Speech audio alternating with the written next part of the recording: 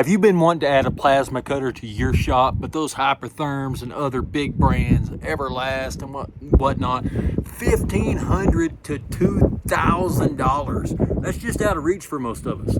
Well, if you remember the Best Arc plasma cutter that I reviewed a few videos back, I picked up another one. Found this company on Amazon, sent them an email, bugged the crap out of them until they finally sent me one. I'm such a cheap bastard, but that's okay. Anyway, let's check this thing out and see if it's a good budget model and see if it really does anything we need or if it's just a hunk of junk. All right, guys, let's jump in. Okay, so let's talk about this machine. Y'all can probably hear that fan running. That thing runs constantly. It never shuts off, so for some of this stuff, you're just gonna have to deal with the fan noise. So this machine, what makes it different from the last one? Well, the main thing that makes it different is right here. You can see this is a plate setting and a mesh setting. That's the primary difference between these two machines. And basically what that is it takes your pilot arc and it keeps it on if you're cutting mesh. If you've ever used a plasma cutter, you've been cutting and you exit off material, it goes out and you gotta restart. Well, this one leaves that pilot arc on the entire time so you can cut mesh. If you wanna, it does cut a little bit more efficiently on the plate setting, so that's where I leave it unless I am cutting mesh, but that does make a difference. So this machine goes up obviously to 55 amps on 220. You see my plug over there. I do have it plugged into 220. Now it does run just fine off of 110 and I've got a whole bunch of footage of that. It comes with a little adapter. You just plug her in.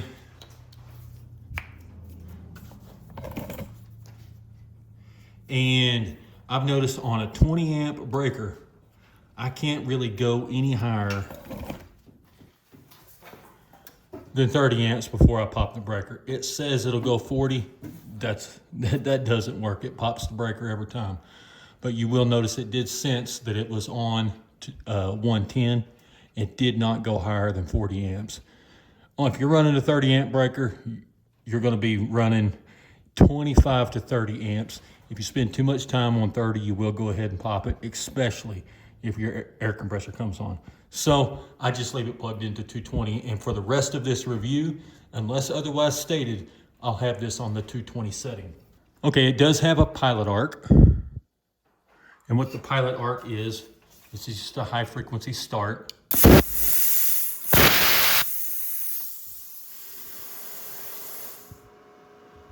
Gives it a heavy burst of electricity to go ahead and eat through some paint or light rust or whatever. And if your ground's a little less than perfect, it'll go ahead and eat through that. We have a 2T and a 4T function. On 4T, you press the trigger and the machine stays on until you press it again. I never use that. I just use the on-off with my finger on 2T. Air pressure is pretty easy to adjust. You do have some line drop, some pressure drop whenever you activate the trigger. So you hit this, you come down here,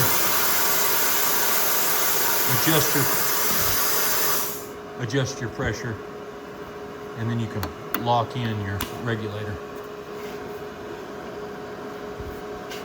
And that just compensates if I want to be on 25 PSI. It compensates for that and keeps it that way. Amperage, easy to adjust. Goes up to 55 amps. You could probably cut 1/2 inch plate if you had a really good air supply. But as you'll notice, my air supply is not great. So the machine works wonderful. And for plasma cutters, I generally view them as machines that are useful for 1/4 inch and down.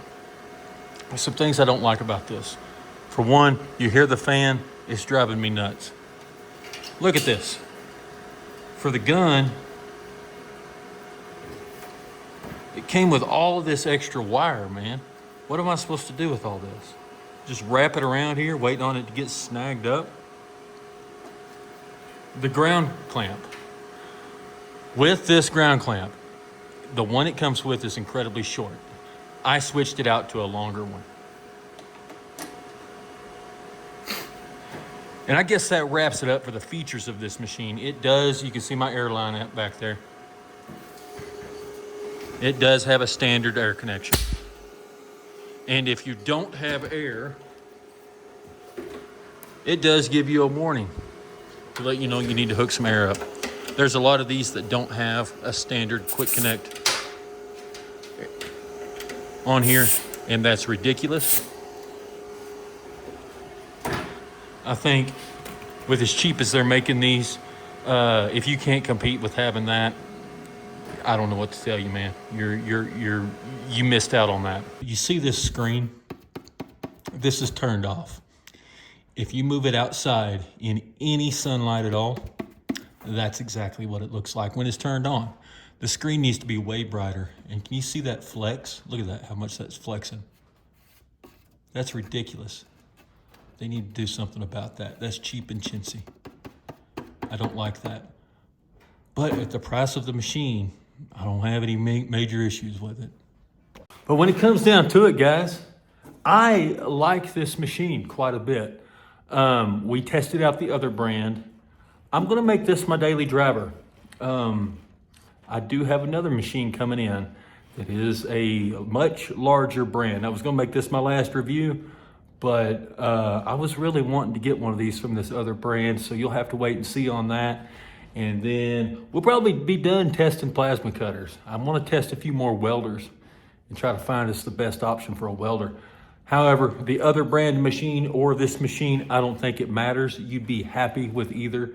They're reasonably priced, and support me by buying one through my Amazon link, or don't, it doesn't matter. Or buy through somebody else's. Just support somebody. Don't let 100% of that money go to Amazon.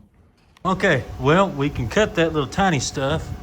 This is some 3/8 plate. Let's see how it goes through that. My bottleneck now is my air compressor. So I'm probably gonna have to let my air compressor catch up a couple times, but let's see how this cuts its 3/8 plate.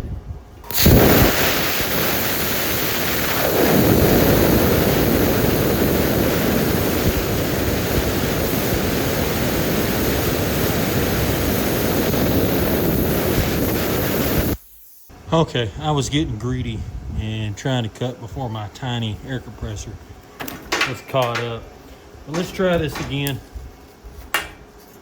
I don't have a very big air compressor, so cutting anything over 1/4 inch, I kind of got to wait on my air compressor. That's my biggest bottleneck.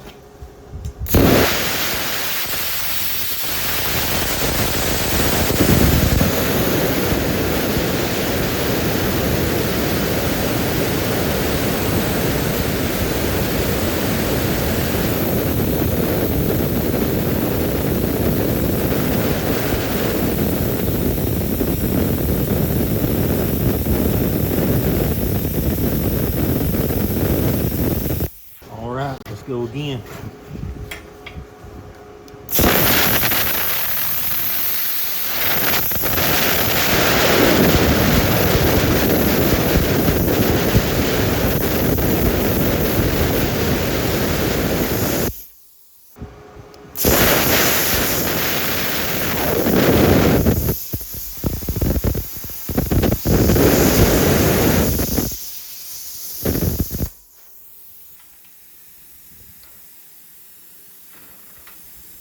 Hey, to those of you that made it to the end of the video, I really do appreciate you guys. You subscribers that have supported me, the people that have bought from my Amazon links, y'all are actually helping pay a part of the mortgage through these views on YouTube. And I appreciate that. Your time is valuable. There's other channels that you can watch. So I just want to thank you from the bottom of my heart for the support that you've shown me and my family as well. I don't know how I could return that favor to y'all, but hopefully we can continue to learn together through this whole YouTube experiment that I've been jacking around with for the last few years. So anyway, until next time, hey guys, y'all be safe.